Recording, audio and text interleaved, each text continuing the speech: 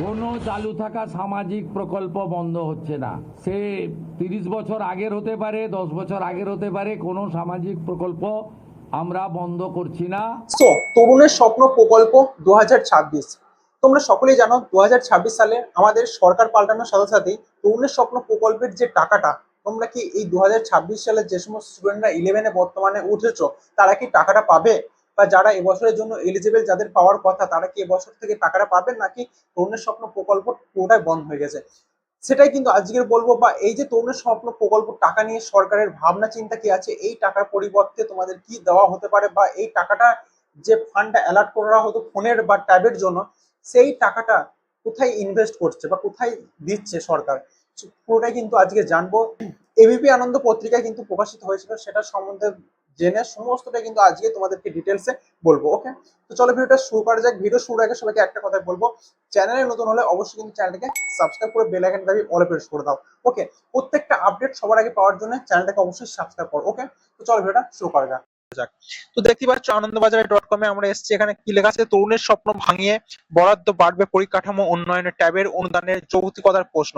তো এই যে তরুণের স্বপ্ন যে টাকাটা সরকারের তরফ থেকে ফান্ডটাকে অ্যালার্ট করা হতো, এই টাকাটার পরিবর্তে কি অন্য কোনো জায়গায় এই টাকাটাকে ইনভেস্ট করবে সরকার?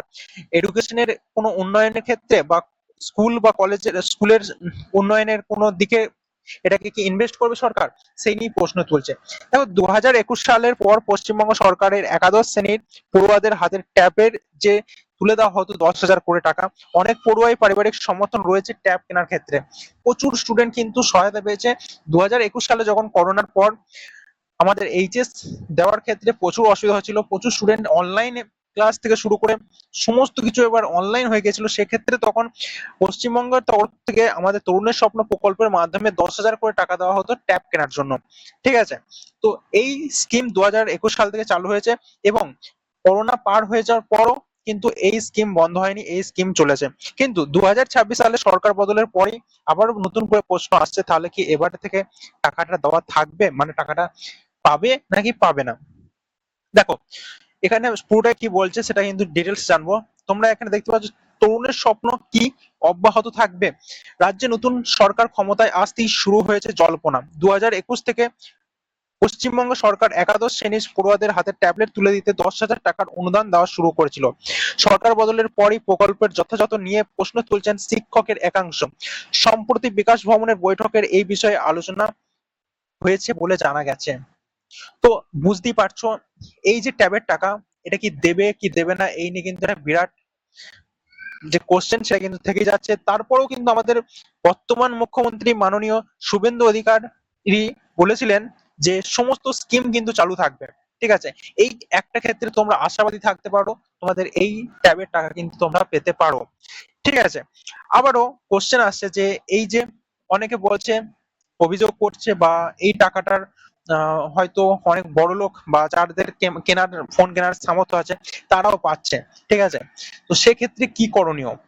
হয়তো যাদের দরকার তারা তো পাচ্ছি, যাদের দরকার নেই টাকাটা, বা যারা মধ্যবিত্ত নয় বা হয়তো ফোন কেনার মতো সামর্থ্য আছে, তারাও কিন্তু এই ট্যাবের টাকাটা পাচ্ছে।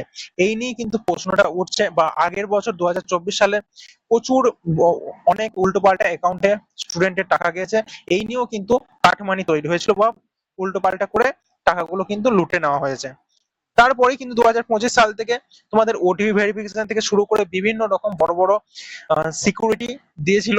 তো সেই নিয়েও কিন্তু আমি আগের বারও বলেছিলাম, তোমরা হয়তো চ্যানেলে যদি ভিজিট করো দেখতে পাবে। তারপরে 2026 সালে সরকার বদলের পরে কিন্তু কোশ্চেন থেকে যাচ্ছে তোমাদের যে টাকাটা পাবে কি পাবে না। যেহেতু আমাদের মাননীয় মুখ্যমন্ত্রী বলেছিলেন যে কোনো স্কিম কিন্তু বন্ধ হবে না, সেক্ষেত্রে তোমরা আশাবাদী থাকতে পারো। এখনো কিন্তু কিছু ঠিক হয়নি যে কোন স্কিম গুলো চালু আছে বা নাই।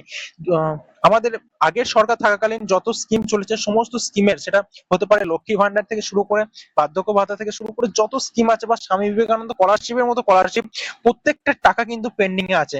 সেক্ষেত্রে আজকে ডেটে দাঁড়িয়ে এই ট্যাবের টাকা নিয়ে কিন্তু এত স্প্যানিক করা দরকার নেই। আমি একটা কথা বলতে পারি, তোমরা স্বামী বিবেকানন্দ যদি পাও, বা যে সমস্ত স্কিম গুলো সব যদি চালু থাকে, আশা করছি সরকার এই স্কিমটাকে বন্ধ করবে না, অন্তত গরিব স্টুডেন্টদের কথা ভেবে। কারণ অনেক স্টুডেন্ট আছে যারা এর মাধ্যমে অনলাইনে পড়াশোনা করে, অনলাইনে ইউটিউব থেকে বা হোয়াটসঅ্যাপ থেকে পড়াশোনা করে বিভিন্ন নোটস নেয় স্যার, এখন সমস্ত প্রায় স্যারই কিন্তু হোয়াটসঅ্যাপ গ্রুপে পিডিএফ দিয়ে দেয়।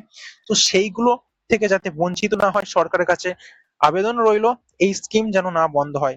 ঠিক আছে, আর তোমরা এখানে দেখতে পাবে এই সম্বন্ধে কিন্তু বলা আছে। তো বিশাল অনেক কিছু লেখা আছে, আমি একটা কথাই বলবো, হাই চান্স তোমাদের যে এটা স্কিমটা বন্ধ না হওয়ার। ঠিক আছে, তাও যদি কোনো রকম আপডেট নতুন আসে আমি তোমাদের সাথে শেয়ার করে দেবো। তো এখানে লাস্টের বলাই আছে, তাই শিক্ষা মহলের মতে পারিবারিক আয় বুঝলি এই প্রকল্পের বন্টনের প্রয়োজন রয়েছে। মানে তোমরা ধরে নিতে পারো এবার থেকে হয়তো সবাই হয়তো আর পাবে না, যাদের হয়তো একদম জেনুইন ভাবে যে স্বামী বিবেকানন্দ স্কলারশিপ অ্যাপ্লাই করার সময় হয়তো আমাদের দেখেছিলাম যে আমাদের মান্থ ইয়ারলি ইনকাম দরকার, ইনকাম, সেই ইনকামও কিন্তু এবার থেকে চাওয়া হতে পারে। নতুন নিয়ম বা নতুন কিছু পরিকাঠামো কিন্তু সরকার গড়তে চলেছে। মানে যেমন স্বামী বিবেকানন্দ স্কলারশিপ আমাদের মেরিট বেসিস দেওয়া হয়, যে 60% নাম্বার এবং 2.5 লাখ ইনকামের মধ্যে থাকলে পাবে, সেক্ষেত্রে এটা তো হতে পারে যে হয়তো তোমাদের পার্সেন্টেজ দরকার নাই, কিন্তু তোমাদের যে ইনকাম সেই ইনকামটা কিন্তু তোমাদেরকে শো করতে হতে পারে। ঠিক আছে, তো দেখা যাক কি হচ্ছে না হচ্ছে, এদিকে চোখ থাকবে। তো অবশ্যই তোমরা চ্যানেলটাকে সাবস্ক্রাইব করে নাও এবং বন্ধুদের মধ্যে প্রচুর পরিমাণে ভিডিওটাকে শেয়ার করে দাও। এখন অত প্যানিক করার দরকার নেই, জাস্ট ওয়েট করো, কিছুদিন জুন মাসের পর থেকে সমস্ত কিছু আপডেট, নতুন নতুন আপডেট চলে আসবে। ওকে, ভিডিও ভালো লাগলে একটা লাইক এবং বন্ধুদের মধ্যে প্রচুর পরিমাণে শেয়ার করে দাও। Thanks for watching.